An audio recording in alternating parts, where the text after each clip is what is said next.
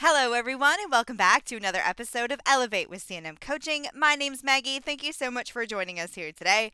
Today's topic is excellent. I have a very special guest here. This is only our second guest ever. As you know, our first was David Brotherton, and our second guest here today is Buckeye Bret. Bret and I actually have something in common. We both have weird last names. Bret, how do you pronounce your last name? It's Buick, like the car. Yeah. That's what I thought. Mine's Spagessic. No one can ever say it, let alone spell it. So Bret is with Buckeye. And I thought we would have Bret here today because we've seen a lot of posts recently in our Buy Here, Pay Here groups on Facebook, not really understanding a couple of things that Buckeye offers. Also, specifically reinsurance. I see so many questions about repossessions and like cars getting in accidents and what do I do with this and what do I do with that? And I thought this would be a really good topic because it seems like people don't necessarily get it. So, Bret, what is reinsurance? Yeah, so it's we get the same questions all the time, and I think most people just kind of assume that it's more complicated than it really is, and that it's labor intensive and all of these things. And once we sit down and kind of go over it, some of them are either relieved about the prospect of being able to actually make it work for them, or kind of in disbelief. Which is, still to me interesting to this day that so many people haven't heard of it. But reinsurance is essentially two pieces. So the first part of reinsurance is where what Buckeye will do is we create the actual reinsurance company, right? So it is its own company. It's completely separate from the dealership or separate from your finance company, whether you're buy here, pay here, or a retail used car dealer, new car dealership, doesn't really matter.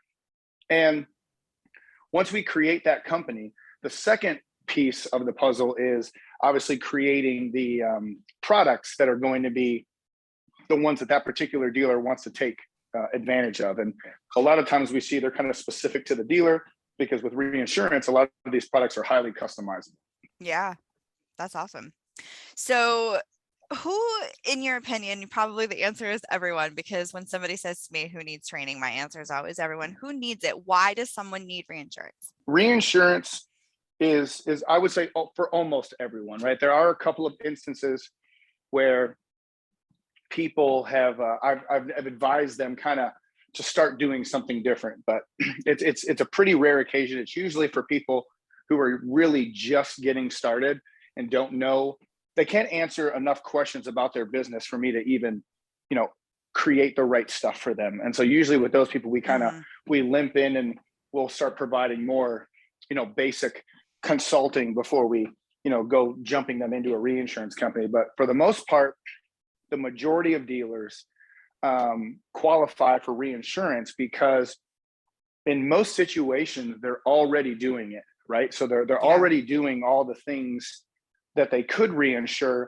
They're just doing it in a different way. So one of the things that you'll hear me and Jason Gosnell say all the time is reinsurance is just a better way to account for the transactions you're already doing.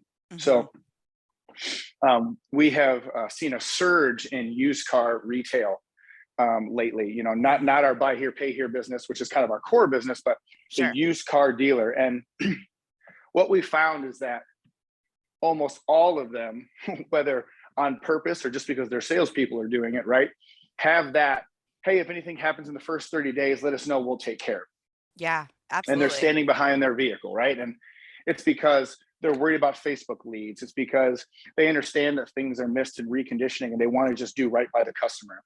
A lot of times too, it could be because maybe it's a subprime deal, right? And they've got to get the customer past the welcome call, just to even, finish taking delivery. So whether on purpose or not, most dealers have what we would call a limited warranty that they're already doing anyways, right? Most dealers call their limited warranty policy. Well, guess what? It's the same thing, right? Are you spending money in the first 30, 60, 90 days to keep a car sold, keep it on the road, or just kind of be a stand-up dealer and do the right thing?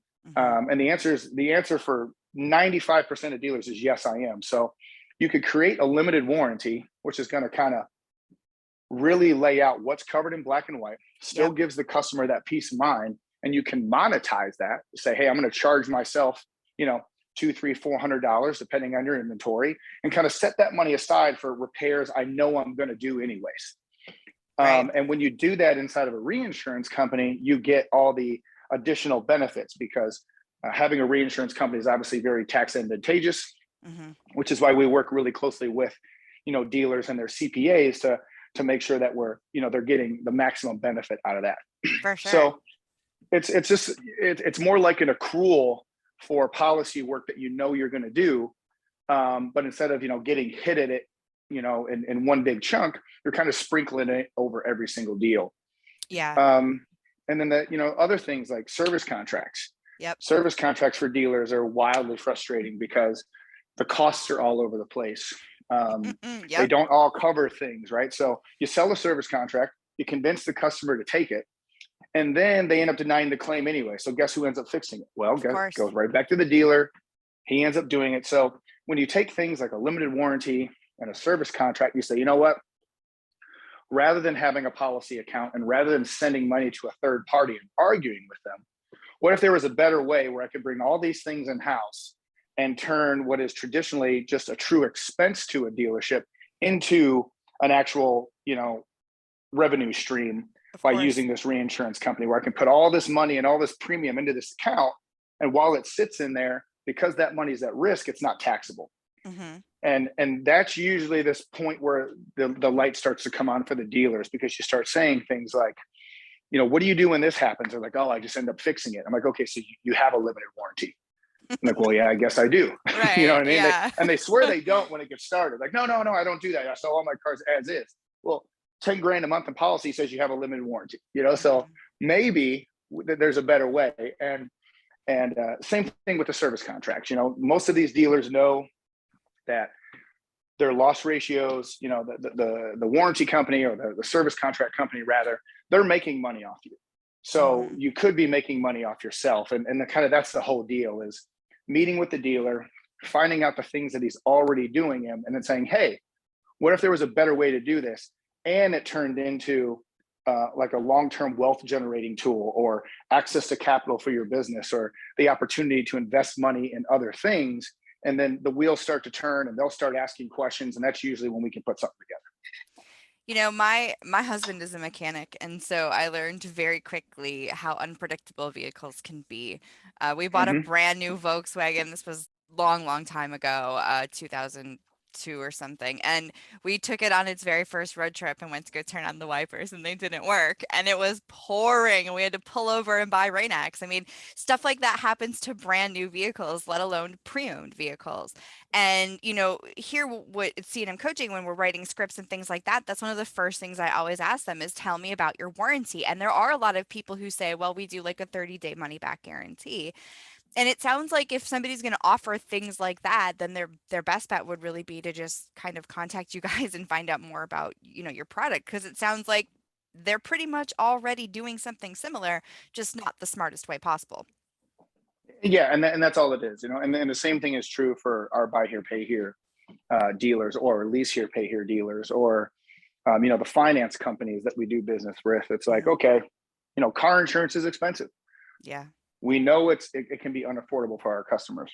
We know that they love to cancel. So it's like, hey, with something like CPI, it's like, guys, we're in the collections business anyways.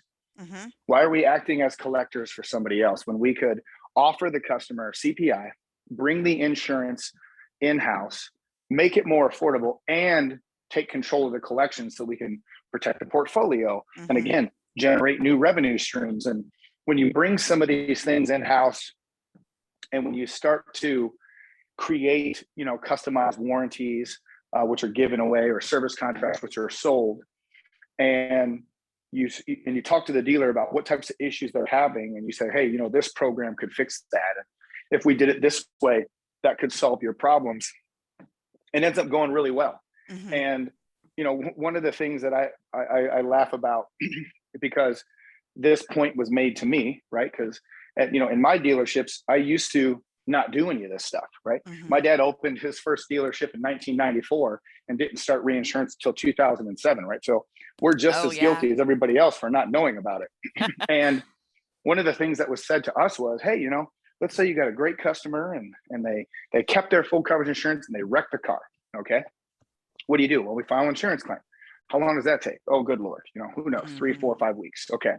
So after you've got the insurance claim, you got the money and you've argued with them, you've lost the good paying customer because of course he couldn't wait 3, 4, 5 weeks. Now let's assume you've got a deficiency balance of like $4,000. What do you do? And the answer is always the same. Oh, we just charge it off. And then the guy looked right at me and he goes, oh, so you give free gap. And I was like, oh, wow. I never thought of it like that. It's kind of like, okay, all right, free gap it is. And so that's, and I use that when I'm explaining it to people. It's like, hey, yeah, that's an what if there was a better way? It's all just, what if there was a better way? What if there was a better way? And at Buckeye, because of, our experiences and obviously having people like, Dave and Chuck to, advise us and people like Jason, who's been in the business a long time and worked with dealers, and then me from, my experience is really being able to go in with the dealers and not just rubber stamp anyone, right? Like, don't just go in with like a template and say, oh, you should be doing this. We really try to get into the weeds about what is specifically the right thing for this dealer in his current situation to get started with. And the answer is it's not the same for everybody. So that part's fun. I think that's probably why you and I have so much in common. And like the first time we talked, we had a lot of stuff, and we do the same thing here. I mean, I don't just pass them a script and go, this is what we're going to do. Like, we take the time to get to know the store, what their challenges are. We always do a mystery shop so we can hear what they're doing or what they're not doing now, and then write them something that actually makes sense. And, before we started, you and I talked a little bit about training. I mean, obviously we all know how I feel about training. How do you feel about training? Yeah, I mean, training is super important for a lot of reasons. One, the two biggest expenses that you're going to have in any dealership is, besides buying the cars, is your service department and your people. And, when you buy a car, we spend a bunch of time and energy reconditioning it to make it the best we can. And for some reason, when we hire people, we just kind of, set them and forget them. You know what I mean? And it's it's really bad. As one of those internet cartoons with the CEO and the CFO of the company, whatever, they're talking. They're like, well, what if we spend all this money training them and they leave? And the CFO says, what if we don't train them and they stay? Right? Like, they're terrible. And usually what you find is that there's so many little adjustments that you can make. I know, like, we had the conversation when you were coaching, one of our dealer performance groups. And I said, and I had made a statement to all the dealers in the room after listening to one of their phone calls. I said, wow, that's interesting. I said, do me a favor. Somebody in here set an appointment for sometime Saturday. And they just like laughed. I'm like, yeah, you can't do it. I even like grabbed my phone and said, hey, Siri, set an appointment for sometime Saturday. It has no idea what you're talking about. I'm like, guys, like, it's little things like that, when can you come in today? I'm going to steal that. I'm busy. You know what I mean? If they say, oh, I can't come in today. Okay. When can you come in? Wrong. Yeah. Switch. When can you come into? Okay, great. What days do you have off this week? Yeah. They give the customer so much power. Yeah, I know. It just changes everything so dramatically. And again, how do I know this? Because we used to fail our people miserably, right? We used to hire them.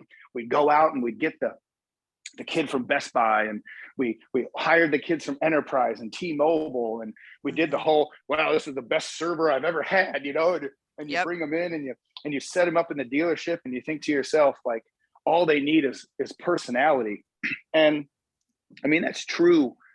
I think very true once people get into the building. Oh, for but sure. Trying to find staff nowadays that can get people in the building, for your point of view, get the leads in the building. Because I used to tell people, especially, with sales nowadays, I'm not really paying you to sell cars, right? I'm paying you to create opportunities for us to sell cars. I just need at-bats. You know what I mean? Just get them in the building, get them to send in an application, just get them to engage somehow. Because the sooner they engage, and the statistics better than I do, the sooner they stop searching on the internet, right? So how do you get them off of Google onto your landing page and then stop? And the answer is, you have to connect quickly. You have to say the right things right off the bat. And you have to make the customer think that I don't need to waste any more time looking because this person should be able to give me what I need. And it's super important. And I love that. That's such a great yeah. statement too, because that's kind of what we try to teach is like, you're not just selling cars, you are selling yourself. People don't buy cars from places, they buy cars from people. And we want them to buy from you. You want to be the people, you want to be the person, you want to get that relationship rolling and get it, out of the gate. And I think that's one of the most important parts about the phone calls is people, an owner will spend $100,000 on advertising and then go, training? Ugh. Is that really an Yeah. investment? Well, $2,500. I don't know. it's a lot of money, Okay. but then you also could listen to, 10 phone calls and hear each and every single one of those 10 phone calls, end unsuccessfully. There's your $2,500 right there. You just found it in 10 phone calls because those are 10 more cars you could have sold if they would have been handled effectively, So Yep. I think kind of both of those things go hand in hand, and plus two, when we're training, I love the stores to talk about the warranties, because if you're dealing with a buy here, pay here, or challenge credit customer, even in a lease here, pay here, or subprime situation, they are typically in a situation where they need another car because the one they had didn't have a warranty and it broke down. And that's how they got here. I even, when I was at I don't think that you were there, but we were at the Compliance Unleashed conference, and David and I did a joint session. And one of the calls that we played was a collections call where the person couldn't keep up with their payments because their transmission blew and they had to put 3K into the car. So they were threatening repossession. And he says, well, if you're coming to repo my car, I'm taking the transmission out because it's mine. Yeah. I paid for it, but stuff like that happens all the time. So, it really sounds like Reinsurance is a really great product and can help protect them in some of these situations where you've got a customer that's like, I had to spend X amount of money to fix this. Now I can't make my payments. I'm screwed. What do I do? Well, exactly. And so one of the, that's a great example because one of the nice things about Reinsurance for anybody who's using it and whatever the product is you have a lot of control now, right? So you don't have to argue with anybody about what we're going to repair and what we're not going to repair. And yes, there's things to pay attention to, like whether it was covered or not, goodwill forms.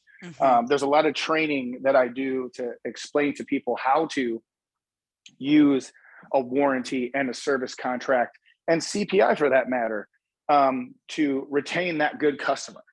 Right? What's the process look like? Now that we've made it so much easier, why does it make sense? Because, when you talk about people who used to sell cars as is a long time ago, it was a tale as old as time in buy here, pay here. What do you do when you have a customer who won't fix a car because of mechanical reasons? Oh, you repo it. Great. What's the first thing they do after they repo it? They do the repair that would have kept the customer in the car. Yeah. So they can resell it. It's like, man, the customer you have today is so much better than the one you think you're going to have tomorrow every single time. So yeah. Just do the work. And a lot of times they're really close to the end of their loan on top of it. And and it's like, come on, man, they were so close to the finish line. But yeah, you're absolutely right. I never really thought about it that way, because that is, of course, the first thing they're going to do is fix it and then put it back up for sale, when we could have just fixed it and kept the customer. And the other thing too is, like, you're going to get referrals from that. You're going to get repeat customers. I mean, one car doesn't always build someone's credit fast enough that they can just go out and get, a prime loan. You're going to have situations where they're going to be repeats. And so that's a really, really great point. So if somebody is interested in contacting you to learn more about this, what is the best way to get in touch with you, Bret? Yeah, so obviously, people can find me on Facebook. I'm pretty much all over the place there. They can call me directly. But BuckeyeReinsurance.com is the best way to, learn all the information. They can, put in a request for more information there. I don't think there's many people who don't have my cell phone number at this point anyway. So I'm happy to give that out. But, I think it's one of those things where take a couple of minutes to, and I know it can be difficult for a lot of these dealerships and these business owners and the GMs, but, give me 20, 30 minutes where you step out of your business, quit working in your business, spend a couple of minutes working on your business. And whether or not Reinsurance is for you, or, the performance groups or anything else, I enjoy, networking with people, trying to help guys find ways to get, better. connecting dealers with other dealers or connecting them with, people like yourself. So yeah, I mean, the website, Facebook, we can put my information out there directly, and I'm happy I'll to put it in the talk to comments. anybody who has questions. Yeah, anybody who Yeah. has questions, I'll gladly answer them for them.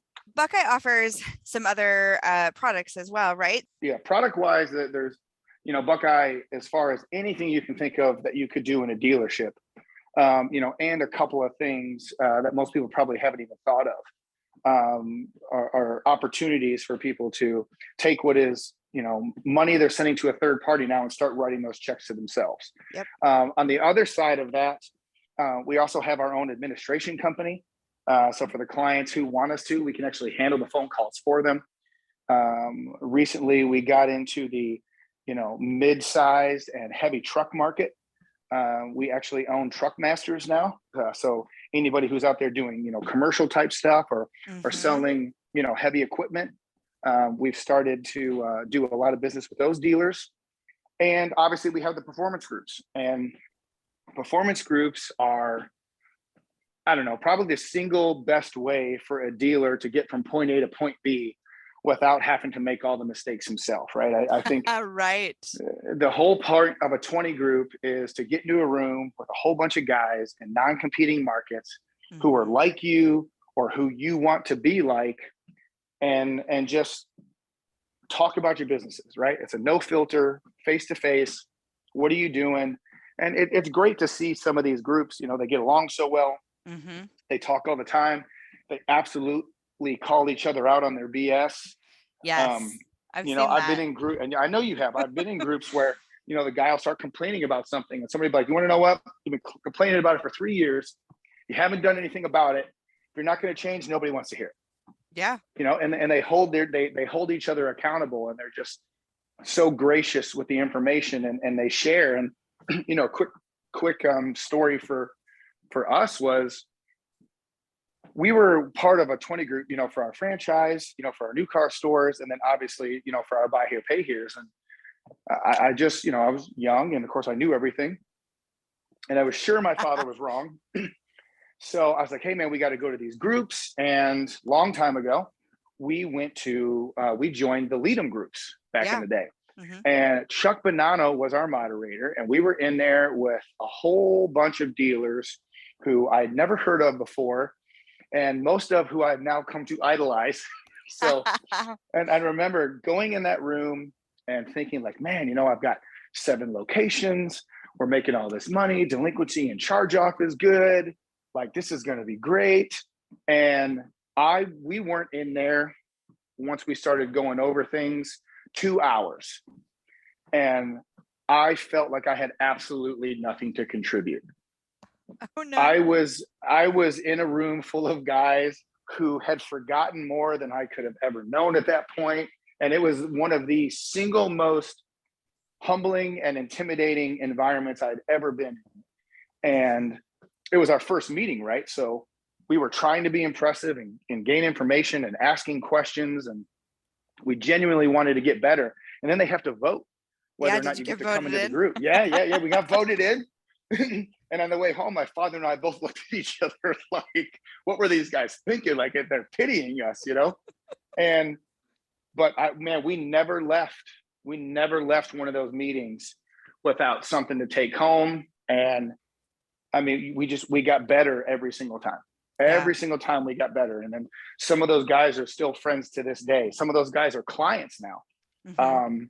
And so, I mean, I just think that, the performance groups, getting into some type of group like that and participating in your state associations is something that is invaluable. And I'm just truly surprised that so many people don't take advantage of it.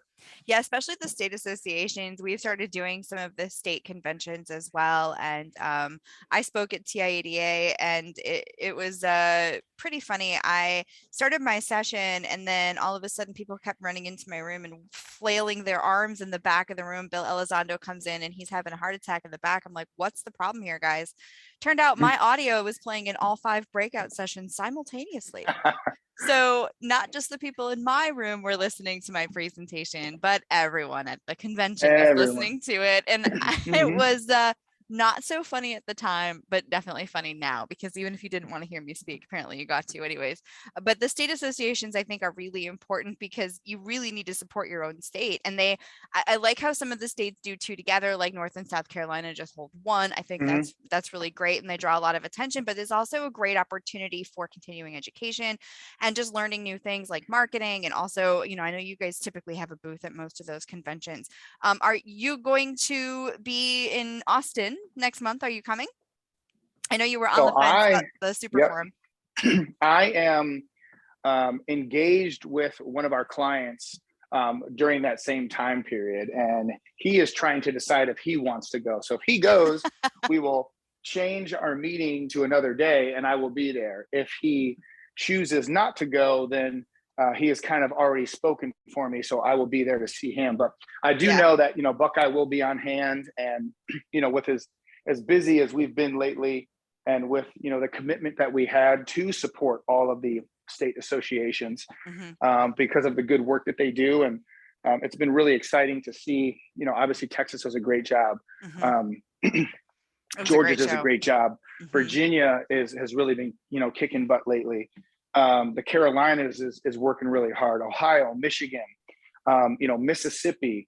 They got some new leadership down there in Tennessee that's doing a really good job. And Hmm. just to see all these Florida. associations really, yeah, Florida really starting Hmm. to you know, just do these drives. And I think, one of the other things I think is now that it's so much easier to get information out there about what the association actually offers, I Right. think it's kind of drawing more people in, which is great. But yeah, we enjoy being there. We enjoy supporting the associations and the dealers who participate.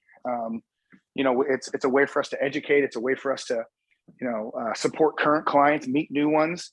Hmm. So yeah, I mean, Buckeye is definitely committed to continuing that for the foreseeable future. Well, Bret, thank you so much for being here. I really appreciate you taking the time. I know it was really crazy just trying to get this schedule because you're all over the place. We are friends on It only Facebook, took us and 2 months. I never see you in one place for too long. So I really appreciate you taking the time. I will put your contact information in the comment section. So if you guys want to reach out to Bret, you can figure out how to do that. But Bret, thanks so much for being here today. You're very welcome. Appreciate it. Have a great day. You too. Thank you so much to Bret for joining us. It was really great to have him. Like I said in the beginning, I've seen so many people ask questions about gap insurance and CPI and posting questions about what to do when a customer wrecks a vehicle within the first 30 days or X amount of time, or just a variety of different situations. And I thought this information would be really valuable to our listeners who aren't aware of this product and what it has to offer. Plus, also, it really helps us when we're phone training to have warranty information to give to the customer. Anything you can tell that customer that's going to make them want to choose you over a competitor is going to be a big deal. And warranties and credit history reporting are two of the most important things that a customer is looking for when they are purchasing a vehicle. Yes, even subprime customers. If you are looking to get in touch with Bret, you can go to Buckeye Reinsurance.com, Buckeye Insurance.com. And you can actually click on contact us and fill out a form, and someone will give you a call, I assume in a very timely manner. You can also find Bret on Facebook, of course. His last name is spelled Buike. You can find him. He is also in lots of different Buy Here Pay Here Facebook groups that he's always providing free advice and information. And I thought it was wonderful how knowledgeable he is and how supportive he is of the community and how he really wants to try to help everyone improve regardless of whether they're a client of his or not. And I thought that was really impressive, and that's why I asked him to join us here today. So don't forget, we are going to be in Austin, Texas. As I mentioned, we are going to be at the Subprime Conference, and that the Super Forum is actually what they're calling it. I'm so used to it being called the subprime like NABD show, and it isn't anymore. Now it is called the Buy Here Pay Here Super Forum. We're going to be there in Austin, Texas on November 9th through the 11th. we are going to be at booth 711. Nice and easy. We're going to be right next to Neo, which I'm really excited about. I have a lot of clients using Neo, and I can't wait to learn more about their products. So I hope to see you all there. Make sure that you stop by and say hi. And once again, thank you so much for joining us here on this episode of Elevate with C&M Coaching. I hope you have a great day.